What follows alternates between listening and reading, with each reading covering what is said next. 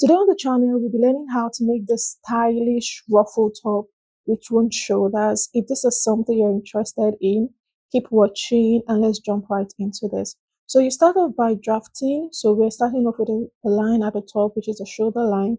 From that line, we're going to take our shoulder to the under bust line and then shoulder to the waist. So when marking your shoulder to the waist, add additional 1/2 to 1 inch to that, which will be the joining allowance for attaching the ruffle piece to the top piece. Okay, so we're going to go ahead and mark that point, shoulder to the under bust and then shoulder to the waist. Like I said, add 1/2 inch to that. I added 1 inch to mine. So now that I have this, I'll go ahead and make horizontal lines at those points. So this top is quite easy to make. It's an easy top to create. You just need to follow the step and then you achieve what you saw in the intro video. So I'm going ahead to label the under bust and then the waist. So for the length of the top, I'm using 26. Initially, I wanted to use 26, but I ended up reducing the length. Okay, so you can use whatever length you're comfortable with. So now that we have this down, the next thing you want to mark is your shoulder measurement. After marking that down, I'm extending this line. So because the sleeve is a cut together sleeve, you want to measure how long you want your sleeve to be. And because the shoulder is runched, you want your sleeve to be long so that by the time you runch it, you're going to have a better effect along the shoulder areas. So just go ahead and mark the length of the runch you want it to be. And from that point, make a line coming downwards. Okay, that's just it there. So I'm just making sure that you can see the lines by placing my rules on my pattern paper to keep them from moving too much. So the next thing you want to mark is the arm opening of your sleeve. So here I marked 10 inches, but notice that I've not slanted my shoulder yet. So I advise you to use 11 inches instead so that you have more opening around the shoulder areas. Sorry, around the armhole areas. Okay. So I marked that 10 inches and then I extended the line inwards. Now the next thing we're going to go over to the under bust line. You're going to mark quarter of your under bust measurement plus extra inches. So the extra inches is the inches we're going to use to now make little pleats around the under bust to give that gathered effect, a little gathered effect around the under bust area. So you can add as much as you want. Yeah?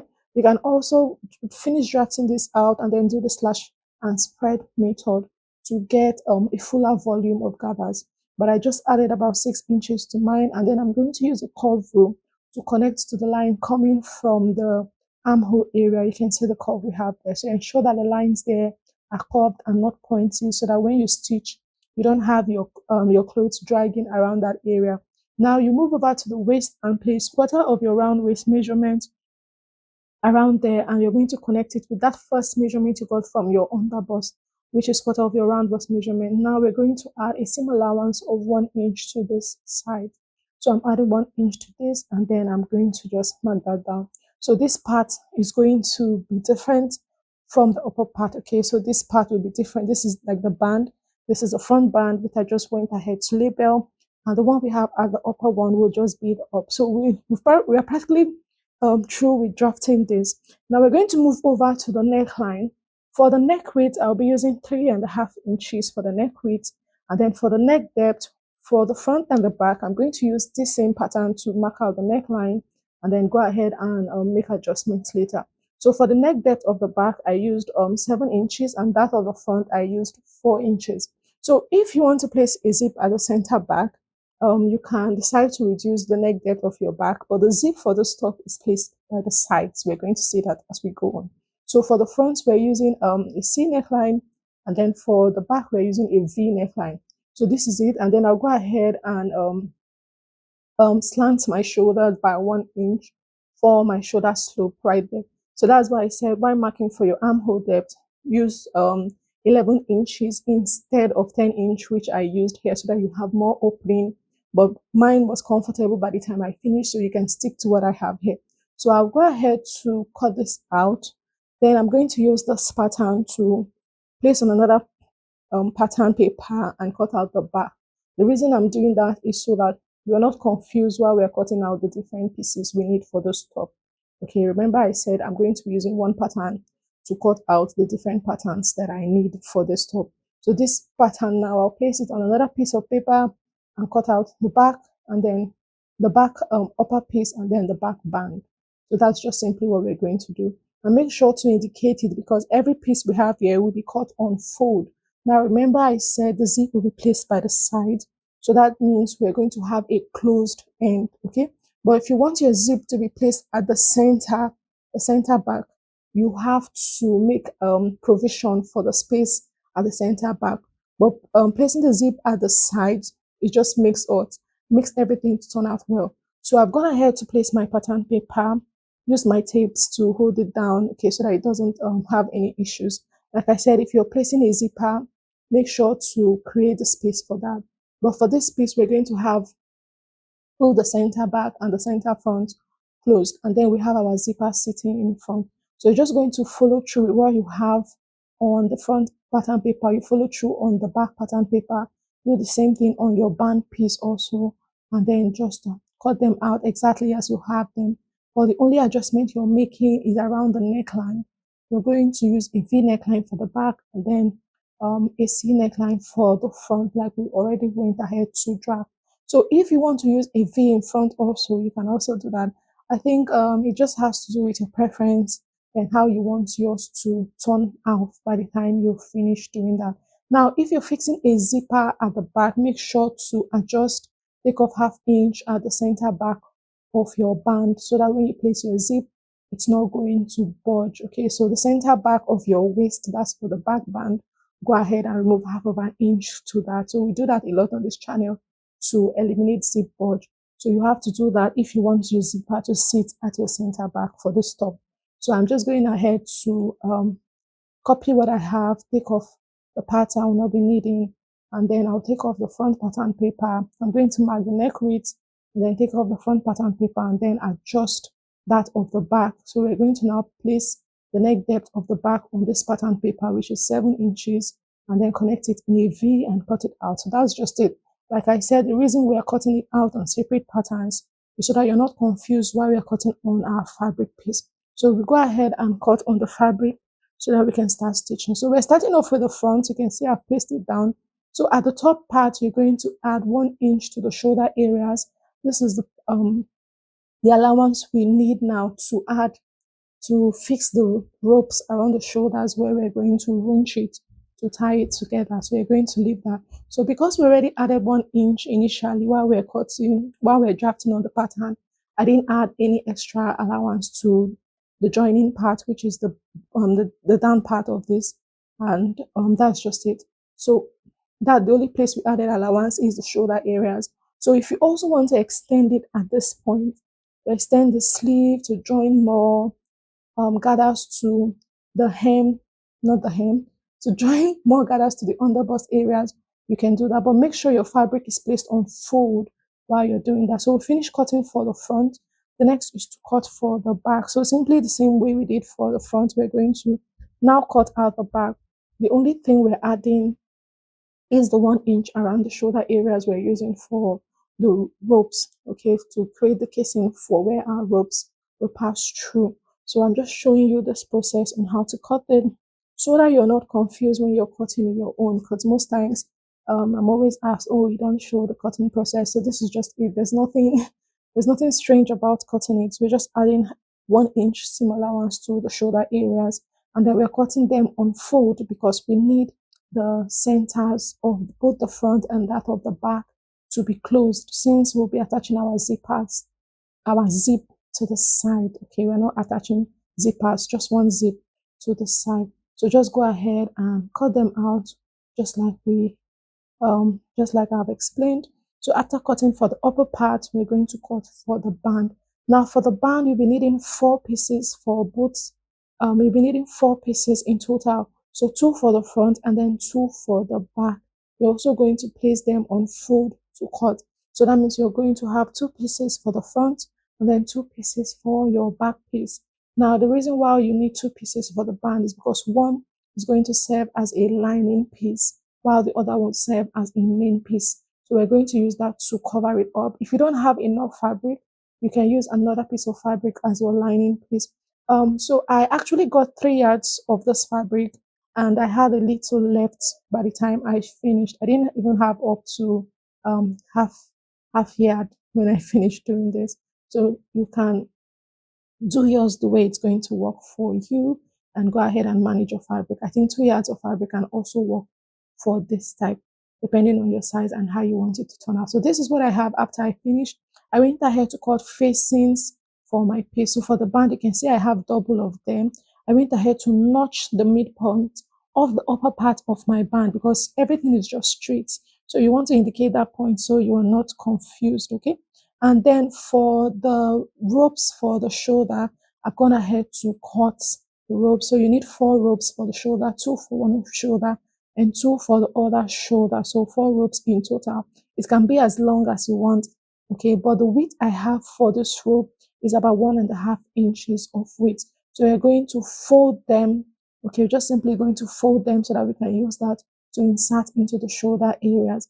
Now we're going to start stitching down. We're going to start stitching with the facing. So this top, the back has a rope. I'm going to explain that to you as we go on how to fix it. So starting off with the front, this is what it looks like. This is it. And I have my facing, just a little piece of fabric, which I went ahead to cut. I'm going to use that to turn the neckline. Now for the back piece, like I said, it has a rope where we're going to tie together so that the neckline isn't falling off, okay, around the back side. I didn't want the back to just be falling off at the back. So after cutting my facing, I also went ahead to cut out 2 tiny straps, which I'll be using as the rope for the back piece. So the back is the one with the V, and this is the ropes that I have here. Okay, so these are the ropes I have here. So we'll be inserting our ropes to the back, and then we're going to use that to tie along the neckline of the back piece.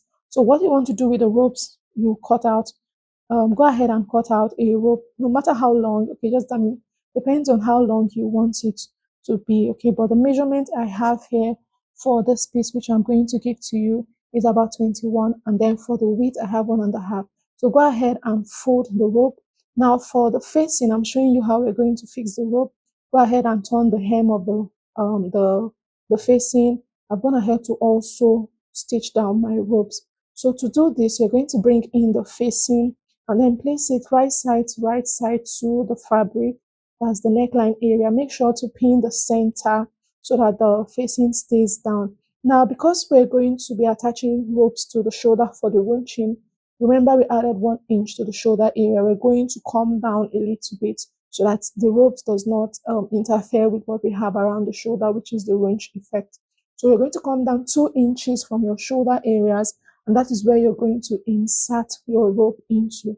So I'll come down 2 inches, and then I'll place my rope, sandwich the rope in between the main piece and then the facing, and I'll stitch it down by 1/2 inch. So that's simply how you're going to do that, okay? There's no there's no magic about it. You come down 2 inches, you can come down 1.5 inches, or you can come down 2 inches. I use 2 inches so that will be on the safe side. Remember, 2 inches is 1 inch is the allowance we added for the casing for the shoulder runch rope. Okay, so I just used 2 inches so that will be on the safe side, and it still came out perfectly. So you can use 1.5, you can use 2 inches. If you also want it to be down, like you don't want it to be so at the top, you can just make adjustments and bring it down. So when after stitching from one side, you get before getting to the other end also, you repeat the same process. You come down from the top area, that's the shoulder areas, by 2, and then insert the rope to that point and go ahead and stitch by 1/2 inch. It's actually quite easy to do. You just go ahead and stitch, but make sure your rope is placed at the exact point where you want it to sit. So after doing that, you have to make notches around that point. Make sure that you notch very close to your stitch line, but not to your stitch line. Okay, let your notch not get into the stitch line so that your stitches will not be open. So just stitch very close to it. This is so that by the time you flip it over to the wrong side and press it down, it's going to look nice. So we're just going to go over to the machine, flip it over to the wrong side and press it down. So you can see what it looks like already without pressing it down. Okay, now for the front, I turned it with the facing, and then I used my hemming gum to iron it to stay put at the wrong face. I did the same thing to the back piece. So you can see what it looks like. This is what the rope, this is where it's sitting. Like I said, if you want to bring it down, maybe to the middle point of the neckline of the back, you can do that. Now we're going to gather the down part, that's the underbust area. We're going to gather it to the band that we have. So remember, I said to notch the upper part of your band so that you're not confused. Okay, so we're going to gather it to it, and then use the other one as a facing to turn it. Okay, so this is what I'm explaining. So you're going to place the right side to right side with one band. So use one of the piece for the band, use that as a right side, place it to the upper piece, and then make little pleats so that it fits into the band. You know, what we have at the upper part is actually bigger than the band. So you're going to pleat it so that it fits into the band, and then use the other band from the other side to cover it up so that your stitch is enclosed into it. So you repeat the same thing for the back piece. Also, just do the same thing like you did for the front. So this is what it looks like after I finish doing that. This is the back, and you can see that it looks nice. So this is the stitch closed inside of this. Okay, so one part of the band serves as a lining piece, closing it up. I went ahead to serge the sides of my piece, and I'm going to cut out the excess fabric that I have to ensure that both pieces of my band, that they are aligning, that they are uniform. So this is what it looks like after I finish doing that. You can see how nice this top is coming in together gradually. Now this is what the front looks like after repeating the same process. This is what it looks like. We just have that stitched where we made that gathers. It's enclosed inside. That's what we're trying to achieve. Now you're going to place your piece right side to right side so that we can start stitching the shoulders to it, the shoulder areas together. Now, before stitching the shoulder areas together, you want to go ahead to hem the tip part of the sleeve area. Just go ahead and fold it twice before you go ahead and stitch the shoulders together by 1 inch. So I finished doing that. This is what it looks like after I finish. I'm going to spread this open for you to see. So we're going to take this over to the ironing table and iron the shoulder area, the seams. We're going to iron it flat, and then you're going to fold it and insert your rope into that shoulder areas. It's quite easy. Just fold the rough edge inside, insert the rope inside of it, and stitch it down. So after doing that, you go ahead and close down the sides. Now, while closing down the side, leave one side open where you're going to be inserting your zip. So this is what it looks like after I finish. So I'm just tying the rope I have at the center back, and this is what it looks like. You can see the ropes I have around the sleeve area. So that's what we're going to achieve when we runch it. Okay, like I said, if you want it to be more runched, you just need to add more fabric. So this is the opening around this area where I have for the zipper. Please leave an opening for your zipper, or else this fabric isn't going to pass through your body. If you don't have a space, you don't have a zip, you just have everywhere closed, you cannot wear this top. So you need to have an opening where you can easily wear the top. So now that we've achieved this, we're going to move now to the gathered part of this, which is the bottom area. So you want to measure the length. How long do you want the top to be? That's the idea. You minus what you have around the upper part, and then whatever you have remaining is what you're going to use to get the lower part, which will give us the gathered piece. So measure from the shoulder down and then count how many you have left. Remember, I said initially I wanted to use 26, but I had a change of mind, and I decided to use a shorter length because I didn't like how long it was. And then measure round the opening you have around the waist area. So you can multiply this measurement by 2, by 3, by 4, depending on the volume of gathers you want. So after measuring mine, I had about 35. I just used 3 yards. Okay, so a yard is 36. 36 times 3. That was what I used for the gathered piece. Now for the piece for the gather, this is what I have. I've gone ahead to cut out my piece, and then it's actually a long piece. It measures 16 inches in length, and then I folded it on itself, making it 8 inches. Okay, so that it gives me a fine fit, and I'm not going to hem this, right? So just fold yours on itself, whatever length you're using. If you're using say 10 inches, for example, you'll have to cut out a fabric of 20 inches of length, fold it on itself, and give it a very good press. Okay, that's just what I did. So after doing that, the next thing you want to do is to attach to your piece. So you start off by closing the ends, that's the sides of this long piece, stitch them close so that they are closed down, and then make a notch at the center of this long piece. So you can either go ahead and stitch everything, that's the opening part of the mouth. Make sure you stitch it close, okay? And then you go ahead and stitch the sides. Then you make a notch at the midpoint. So after making a notch at the midpoint, the next thing you want to do is to gather it to the waist area of your top. So you can manually gather this or make a loose stitch and then later attach it. But this is what I did. I manually gathered this and this is what it looks like. It came out looking absolutely beautiful. And the last thing I'll do is to just attach my zipper to the side opening, which I have left to finish up this top. Okay. So like I said, if you want your zipper to be at the sides, make provision to be at the middle, make provision for it. That's at the center back. But because we have the seam allowance at the side, we don't need to make provision for that. So the zipper just fits in perfectly. And this is what the top looks like by the time I finish. You just need to tie this around the neckline of the back. You can make adjustments to yours depending on how you want your top to turn out. This top came out looking nice and I absolutely loved how it looked. So this brings us to the end of this tutorial. Let me know if you found it helpful and do well to subscribe to the channel. Thank you for watching. Bye.